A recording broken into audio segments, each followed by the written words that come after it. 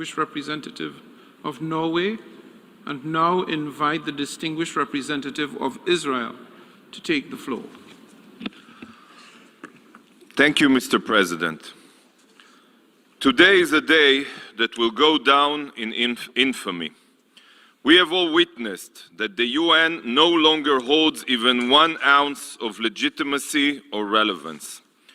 This organization was founded in the wake of the Holocaust for the purpose of preventing atrocities.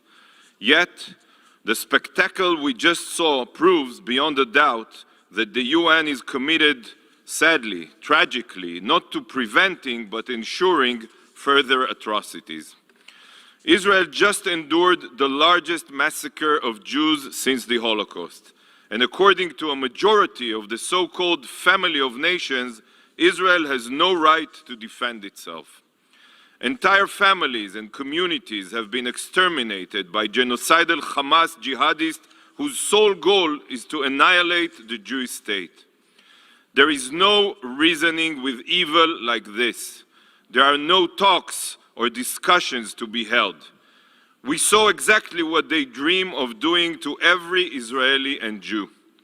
And we will not sit idly by to let them rearm and commit such atrocities again. We won't, just as every single other member state in this room wouldn't. Israel has the right to defend itself, and the realization of this right is to ensure that such atrocities are never repeated. The only way to ensure this is the eradication of Hamas's terror capabilities. The only way.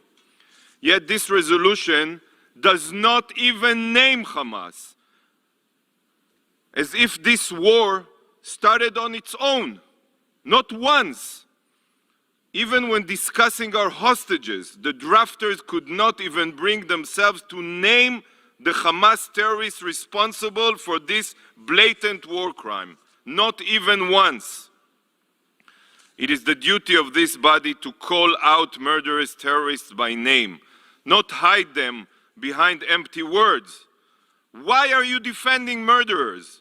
Why are you defending terrorists that deliberately beheaded children and abducted babies? What is going on here? This must make each of you ask yourselves what the true aim was when this resolution was submitted. Was it to bring about a solution, or was it to tie Israel's hands from defending itself? Distinguished representatives, Israel's goal is to eradicate Hamas's capabilities for the sole purpose of preventing future atrocities. We all know that if given the chance, Hamas and Hezbollah would commit the October 7th massacre again and again and again until there is not a single Israeli left to murder or a single citizen to terrorize and drive away from Israel. And the only way to destroy Hamas is to root them out of their tunnels and their subterranean city of terror.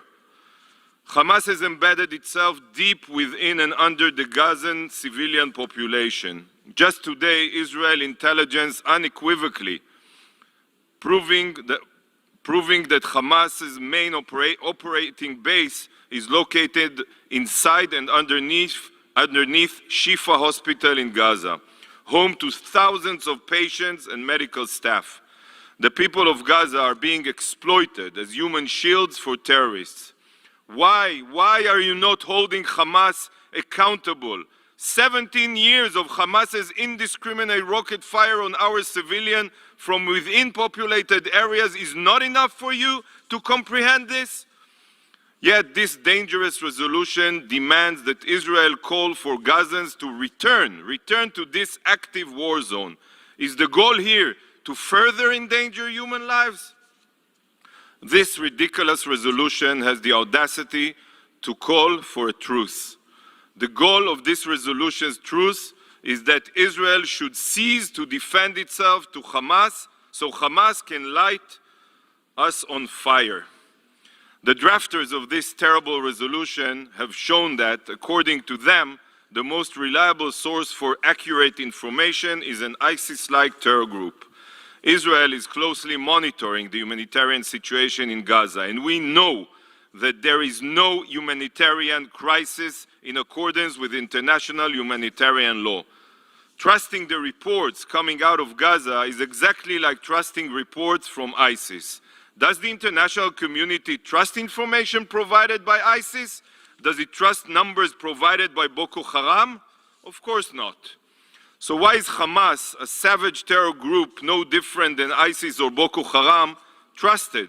How can you choose to believe such distortions?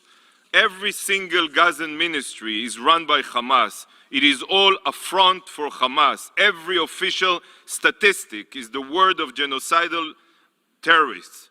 For example, the fact that UN officials and some of you are still parroting Hamas's lies about what happened at the Al Ahli hospital is a true disgrace.